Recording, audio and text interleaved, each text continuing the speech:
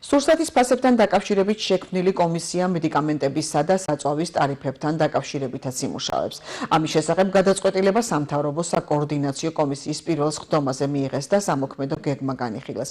გაიმართება შეხვედრები მწარმოებლებთან, საცალო ვაჭრობის ქსელებისა და სადისტრიბუციო კომპანიების წარმომადგენლებთან. სამთავრობო კომისია მუშაობას სავარაუდოდ აპრილის ბოლომდე დაასრულებს. დღეს ჩატარდა სურსათის ფასებზე საკოორდინაციო სამთავრობო კომისიის პირველი სხდომა, რომელზეც მნიშვნელოვანია, რომ აღინიშნა და გადაწყდა, რომ აღნიშნული კომისია გავრცელდება არა მხოლოდ სურსათის ფასებზე, არამედ მედიკამენტებზე და ასევე საწვავის ფასებზე, რაც ასევე ძალიან მნიშვნელოვანია ჩვენი მოსახლეობისთვის. ვფიქრობთ, რომ კომისია სამუშაოებს დაასრულებს აპრილის ბოლომდე, აქვე პარალელურ რეჟიმში შესაბამისი ჯგუფი შეისწავლის პარლამენტში აღნიშნულ საკითხს და ერთობლივად პარლამენტთან კოორდინაციაში ვფიქრობთ, რომ მივახცევთ სასურველ შედეგს.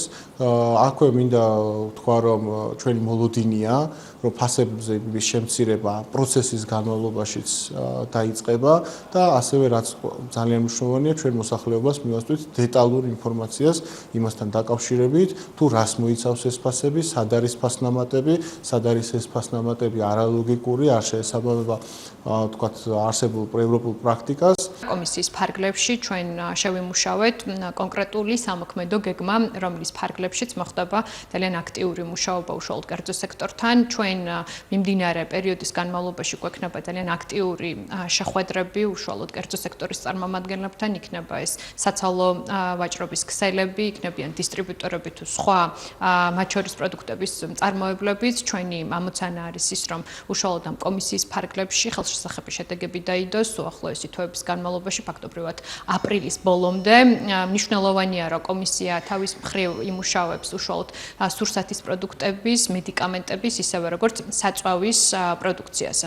შედგა კომისიის პირველი საორგანიზაციო შეხვედრა, სადაც ნამჟელი იყო სამუშაო გეგმაზე, პროცესზე, თუ როგორ წარიმართება ეს პროცესი, დაიგეგმა შეხვედრა ყველა მონაწილე მხარესთან, სადაც ნამჟელი იქნება იმ სამოქმედო გეგმასთან მიმართებით, იმ შედეგების გასვლაზე, რომელიც მნიშვნელოვანია, რომ ამ კომისიის შედეგად იყოს მიღწეული და აპრილის ბოლომდე განისაზღვრა ვადა, რომელთაც შესაბამისი შედეგები იქნება ცნობილი.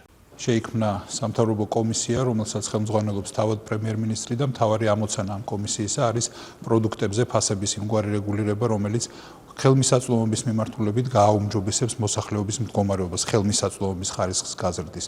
დღეს გაიმართა პირველი საორგანიზაციო შეხვედრა ამ კომისიისა, რომლის ფარგლებშიც დაიგეგმა პრაქტიკულად აპრილის ბოლომდე რეალურად როგორ შეიძლება იმუშაოს კომისია, იმისთვის რომ მაქსიმალურად შედეგზე იყოს ის ორიენტირებული და კონკრეტული შედეგები აჩვენოს კომისიის მუშაობის შედეგად. ვფიქრობ, რომ ძალიან საინტერესო სამუშაო პროცესი გველის, რის შემდეგაც რეალურად შეიძლება შევქმნათ რეალური პოტენციალი იმისთვის, რომ რეალურად ფასებმა დაიწყოს კლება.